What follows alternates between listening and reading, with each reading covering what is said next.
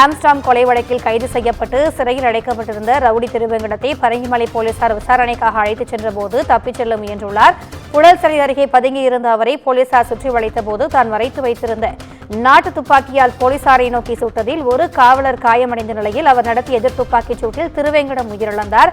இந்த நிலையில் திருவேங்கடம் மீது ஆயுதங்கள் வைத்திருத்தல், போலீசார் மீது துப்பாக்கிச் சூடு நடத்தியது என 6 பிரிவுகளின் கீழ் வழக்கு பதிவு செய்யப்பட்டிருக்கிறது.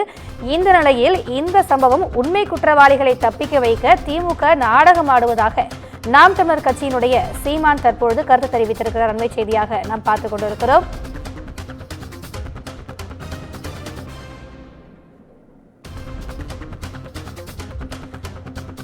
இது தொடர்பான கூடுதல் விவரங்களை எமது செய்தியாளர் கீதன் வழங்க கேட்கலாம். வணக்கம் கீதன், சீமானினுடைய கருத்து குறித்தான கூடுதல் விவரங்கள். மறைந்த ஆம்ஸ்டாங்குடைய அந்த குற்ற வழக்கில் சம்பந்தப்பட்ட திருவேங்கடம் என்பவர் இன்று காலை இந்த புழல் அருகே போலீஸ் என்கவுண்டரில் படுகொலை செய்யப்பட்டிருக்கிறார்.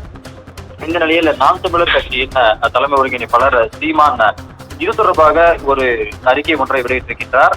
அதன்படி மாதவரத்தில் காவல்துறையினர் துப்பாக்கிச் சூட்டில் கொல்லப்பட்டிருக்கக்கூடிய திருவேங்கடத்தின் அந்த துப்பாக்கிச் சூடு சம்பவம் அதிர்ச்சி அளிப்பதாக தெரிவித்திருக்கின்றார். அதே போன்று உண்மை குற்றவாளிகளை தப்பிக்க வைப்பதற்காக காவல்துறையினரே இது போன்ற ஒரு நாடகத்தனமான போலி என்கவுண்டரை நடத்தியிருக்கலாம் என்கின்ற அந்த சந்தேகத்தை தனது அறிக்கையின் வாயிலாக தெரிவித்திருக்கின்றார்.